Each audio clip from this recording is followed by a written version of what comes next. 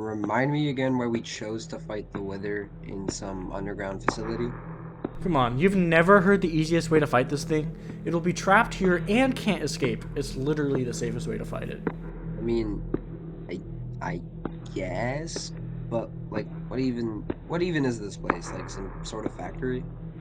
Looks like it. Come on now, the arena's just ahead. I've heard that many players before us fought the Wither here. Okay, all right, let's go. I hope we don't die again. Alright, here we go.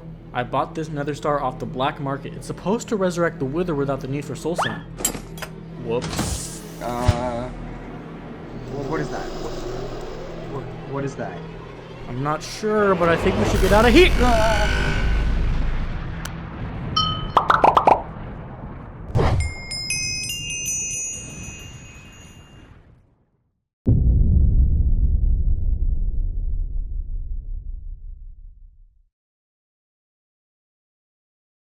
Hello YouTube and welcome back to the Theory Crafters, the channel that pumps out videos like a machine.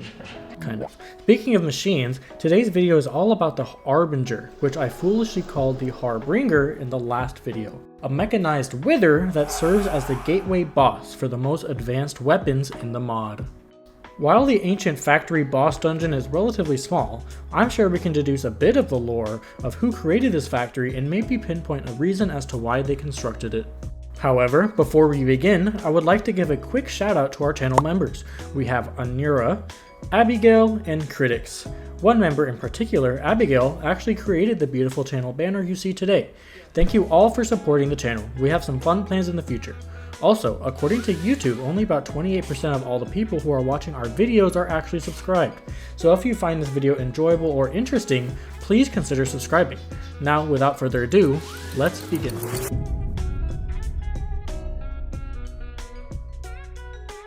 Within Minecraft, there are many suggestions of past civilizations. From the desert temples to the ocean monuments, their construction remains a mystery. This idea sparks many fans to theorize about an ancient race of builders. From MatPat and his game theories on Minecraft, to people like Retro Gaming Now or Wifeys, all of which have incredible videos that I cannot recommend enough. Within the world of Cataclysm, this is also a theory we want to be running with. We know that an ancient race of builders were responsible for building what's called the Ancient Factory, which is where the Harbinger sits, waiting to be activated. The question is why? Why did the ancient builders decide they wanted to construct an ancient factory? Unfortunately, this question isn't easily answered. However, to begin answering it, we should first analyze what sort of things are within the factory. The factory itself is a relatively small building when compared to some of the other boss arenas and dungeons within Cataclysm, so we are working with limited information. The most important room that would help us decide what this factory was used for is within a storage hold. To begin, this shelf has a bunch of quartz on it. Well, at first this doesn't seem like it could be reminiscent of anything. That is until you realize what quartz can be used for outside of being a nice building block. Quartz has some interesting redstone appliances, where it is used within the recipes of comparators, daylight sensors, and perhaps the most interesting of them all, observers. We will get into the weeds of why observers are important in a moment.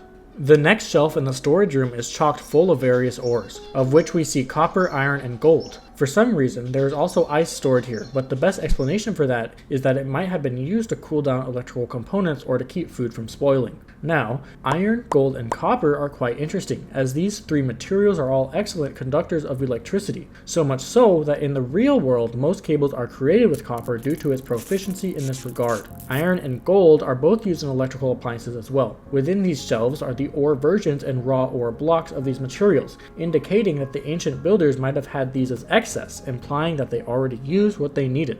The next shelf that sits directly across from the last holds amethyst, coal, lapis lazuli, and of course redstone. Coal is likely here as fuel for smelting the aforementioned ores, and redstone's use was quite obvious. Interestingly enough, lapis lazuli and amethyst are both here. Amethyst, as we discussed in the last video, has magical properties, as does lapis, being used in the enchanting system of the game.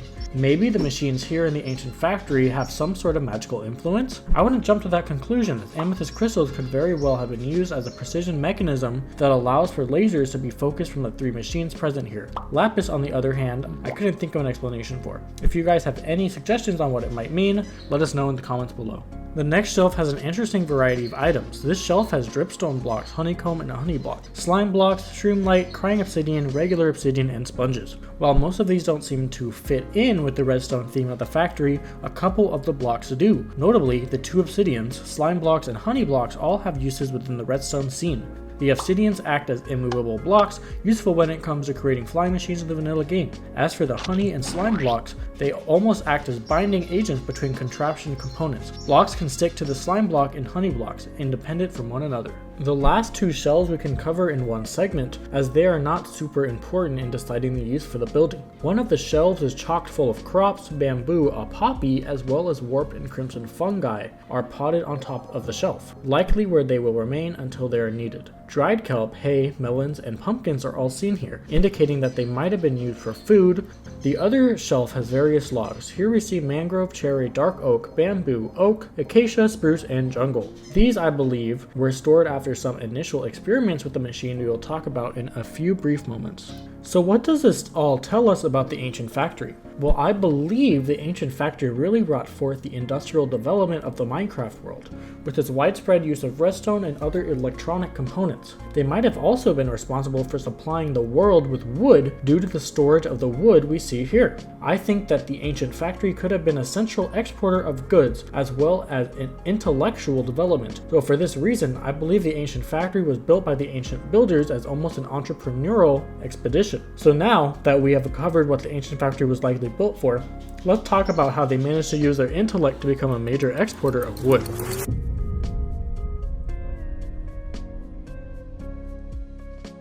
One of the machines we can find roaming the halls of the ancient factory is the Prowler, a machine we see moving around on treads with an enormous saw blade extruding from its right arm.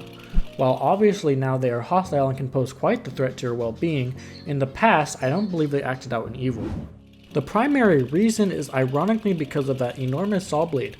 Modern lumberjacks use these types of blades to cut down trees, and also use them for further cutting the logs and creating wooden planks that are then sold in places like Home Depot or Lowe's.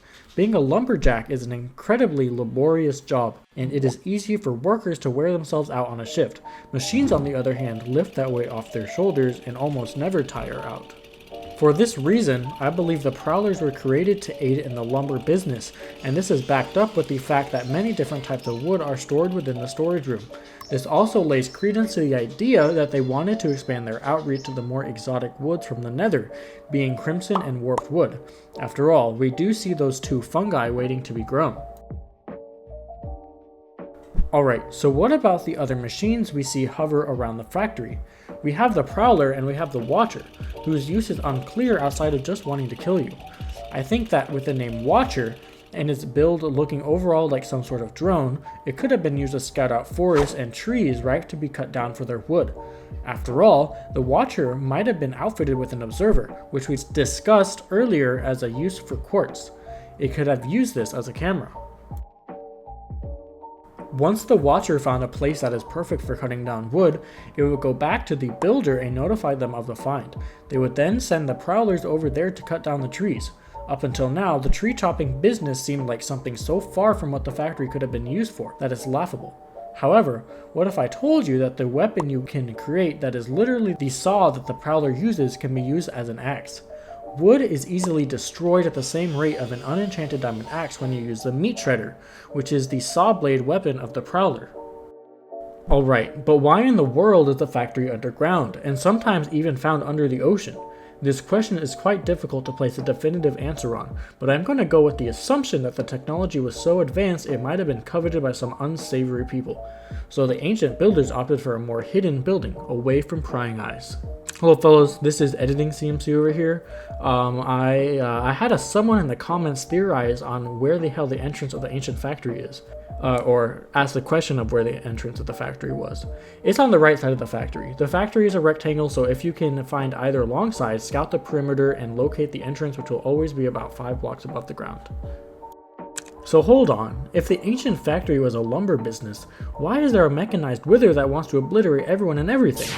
Hopefully, we can answer this question in our next chapter.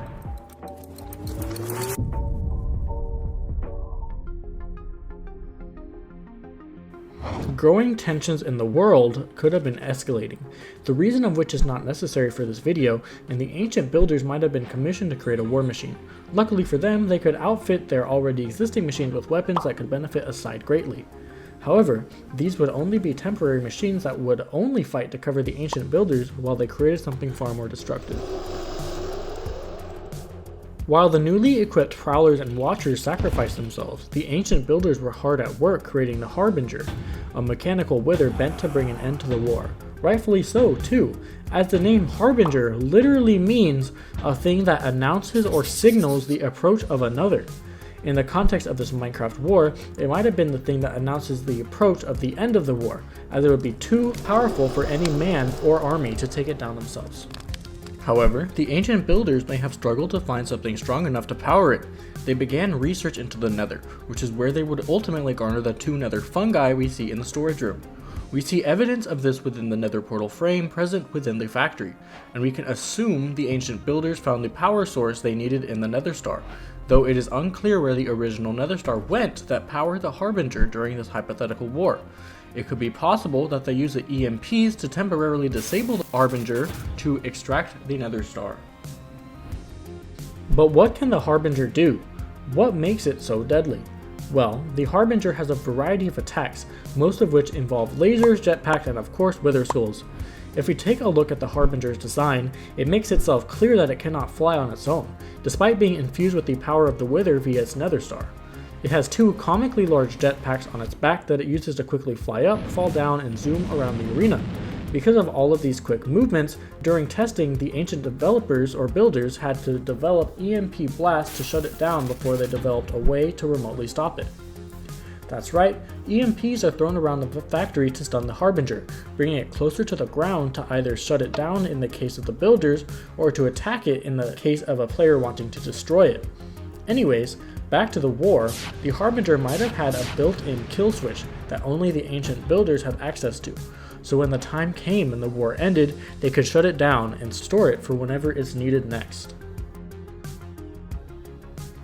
While this is all interesting, it doesn't explain why the Prowlers and Watchers want to attack you, the player.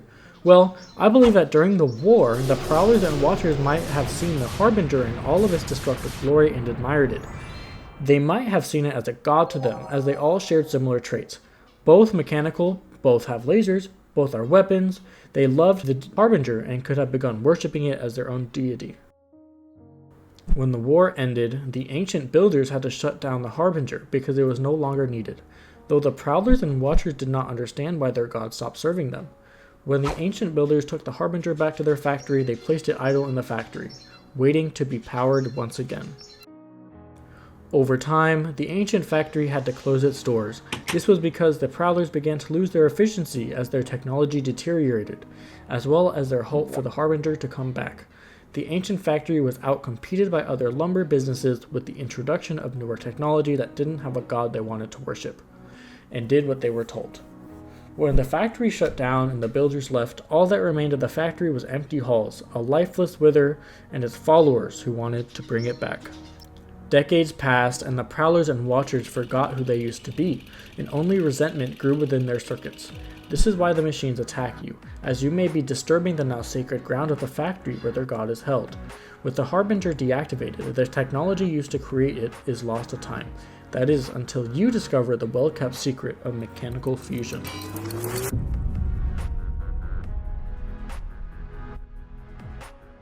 If one were to be successful in destroying the Harbinger, which must be reactivated with the power of the Nether, being in the Nether Star, the adventurer would be awarded with witherite ingots, an alloy that allows for upgrading the already incredible weapons of the mod.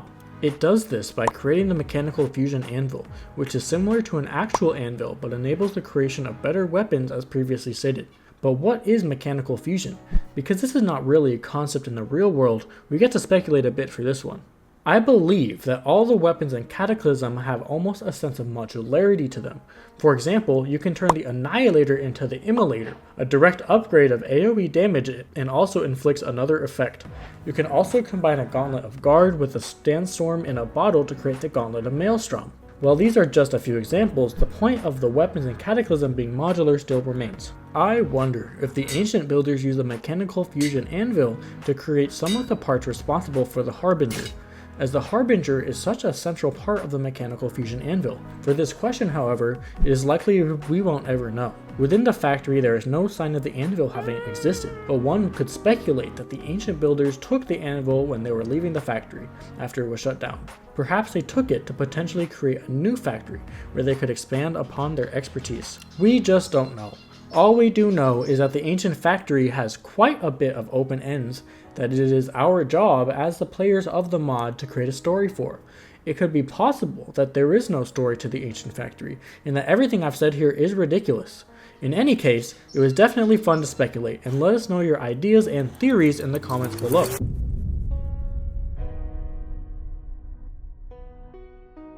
While the story of the ancient factory is likely to remain buried or up in the air, what we can say is that it was a lot of fun to talk about. The ancient factory is always one of those dungeons I forget about until I realize I want to make a sick weapon from the mod and realize that I need to find this dungeon. Because of this, it is always a joy to find and fight the Harbinger, as the boss fight is unique with the EMPs you need to use to shut it down, though admittedly, I can't ever get it to work. Next video, you can expect us to take a trip to the wind-swept dunes of the desert, where we will find a cursed pyramid. This pyramid holds many terrible secrets, including a mysterious skeleton. This skeleton, however, is of a Spinosaurid, but with a sphinx headdress? Was it the pharaoh of an ancient people? If so, what happened? Find out in that video. Thank you all for watching, and I hope to find you next time. Wait! Before you go, be sure to check out our first video on Cataclysm, our other series on Alex's Caves, and of course Piam's own series Cooking with Piam. The second video just released a couple weeks ago, and I recommend y'all watch it. Go show her some love!